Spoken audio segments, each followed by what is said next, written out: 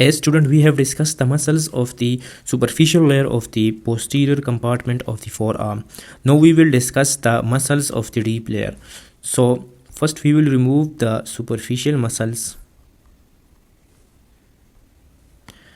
Now student, these are the muscles in the deep layer of the posterior compartment of the forearm. This is the supinator muscle. This is the abductor pollicis longus. This is the extensor pollicis brevis muscle, and this is the extensor pollicis longus, and this is the extensor indicus muscle.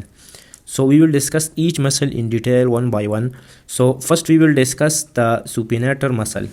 Student, the supinator muscle, as you can see, originate from the lateral epicondyle of the humerus bone and the ulnar bone. Student, this muscle move around the radius bone and insert into the neck and the shaft of the radius bone.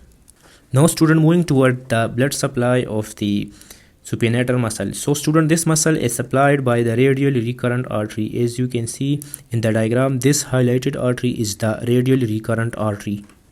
Now student, the innervation is same as the other muscles of the posterior compartment of the forearm, which is the deep branch of the radial nerve. Now student, moving toward the action of the supinator muscle. So as its name indicates, it plays an important role in the supination of the forearm. Now student, as we have discussed the anatomy of the supinator muscle, here we will overview this muscle as it originates from the lateral epicondyle of the humerus bone and the ulnar bone, and this muscle insert into the neck and the shaft of the radius bone.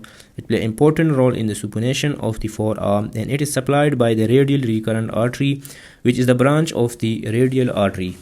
Student, the supinator muscle is innervated by the deep branch of the radial nerve. Now student, moving toward the another muscle of the deep layer of the posterior compartment, which is the abductor pollicis longus muscle. Student, the abductor pollicis longus muscle originates from the shaft of the radius and the ulnar bone. This is the ulnar bone and this is the radius bone. So this muscle originates from the both bone, the ulnar bone and the radius bone. Student, this muscle run inferiorly and insert into the base of the first metacarpal bone. This is the first metacarpal bone and it insert into the base of the first metacarpal bone. Now student, moving toward the blood supply. So this muscle is supplied by the posterior interosseous artery. Student, this is the posterior interosseous artery. Student, the posterior interosseous artery is the branch of the ulnar artery. Student, the innervation is same as other muscles, which is the deep branch of the radial nerve. This muscle plays an important role in the extension and the abduction of the thumb.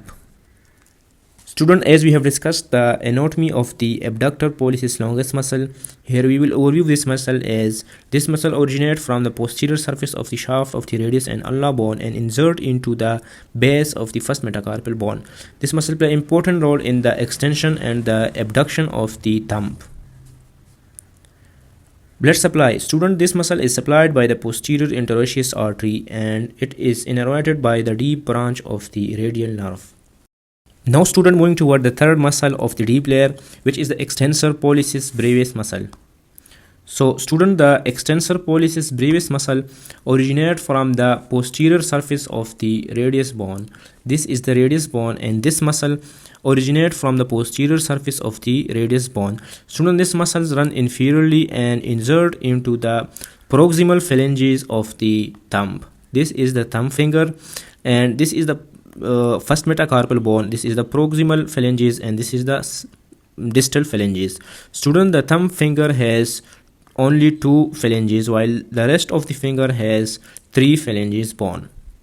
Now student, moving toward the blood supply. So this muscle is supplied by the posterior interosseous artery. This highlighted artery is the posterior interosseous artery.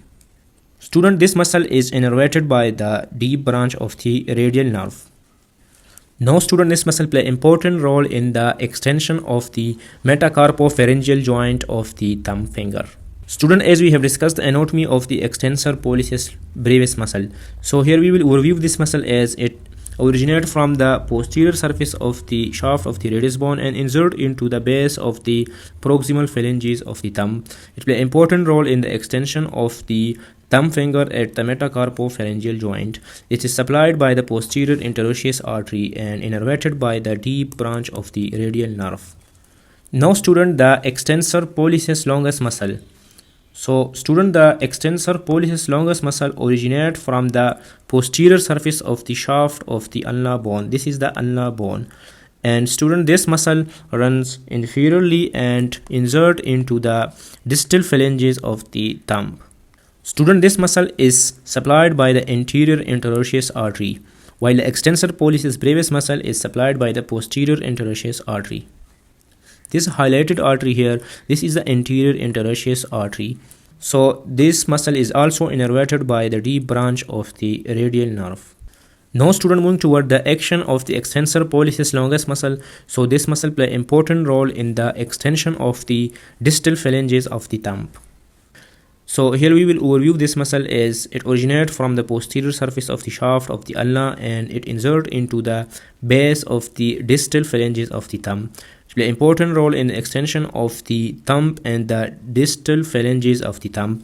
Student, this muscle is supplied by the anterior interosseous artery and the nerve supply is same as deep branch of the radial nerve. Now student, moving toward the last muscle of the deep layer, which is the extensor indicus muscle. Student, the extensor indicus muscle originates from the posterior surface of the shaft of the ulnar bone. This is the ulnar bone. So this muscle originates from the posterior surface of the shaft of the ulnar bone and run inferiorly and insert into the extensor expansion of the distal phalanges of the index finger. This is the index finger and this is the distal phalanges. So this muscle insert into the distal phalanges of the index finger. Now student, moving toward the blood supply. So this muscle is supplied by the posterior interosseous artery. This highlighted artery is the posterior interosseous artery. Student, the nerve supply is same as other muscles, which is the deep branch of the radial nerve. Now student, moving toward the action of the extensor indicus muscle. So this muscle play an important role in the extension of the index finger at the metacarpopharyngeal joint. Now student, as we have discussed the anatomy of the extensor indicus muscle.